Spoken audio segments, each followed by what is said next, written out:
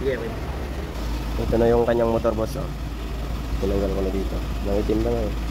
So ito yung makikita natin yung carbon na naubos. Ano. Parang brake pad lang din yan pag ano, nauubos. Dami na oh.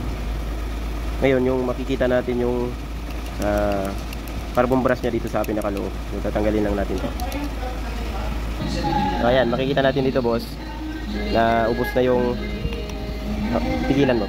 Ubos na yung carbon niya. Ayan oh.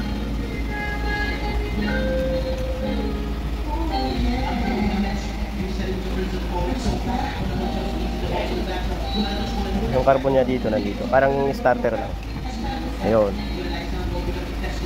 So tatanggalin ulit natin to para makita natin. Yung carbon niya na may armature, nakaganyan yan. Ayan, hindi na umaabot. So ito na siya, boss. Nahirapan kami magtanggal. Buti na lang nakuha sa ano, tiyaga. So ito na yung sinasabi kong ubos na carbon. Yan. Kung titignan nyo, ano ba yan? Ganyan naman ang kuha ng camera. Ayan. Yan, ito yung carbon brush.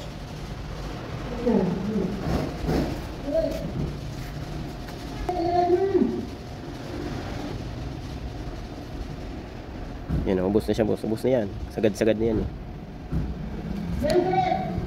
Ganito yan kasi. Kapag nilagay mo yan dyan, yan. Iikot yan. Ikot-ikot yan na ganyan dyan. Kaso wala na eh. Pantay na sa gilid. Ubos na. Sa labas ko. Ito na siya. Ubos na. Ganyan ang kunin nating carbon brush, busing. Baka may makuha tayo nito dito. Ayan. Ang lapad niyan is ito yung lapad niya. Ito. Ganyan ang lapad niyan. Ang haba niyan ganyan hanggang dito yan. So pag nailagay yan dito, kumbaga yan oh.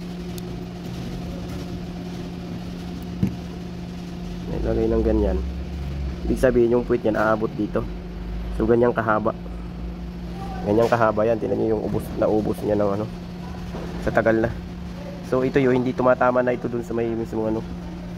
Yan oh, pantay na dito. Hindi ito yung armature. Ikot-ikot. Ayun, kunti na lang yung labas nun eh. Sagad na. Kaya yun, nagmamalfunction yung EBS. Kaya pag tinuktok mong ganun siya, lalabas ng kunti yun. Ayun, sasayad-sayad na naman siya. Parang starter lang siya. Sana may makuha na tayo dito ng ganito, boss. Okay.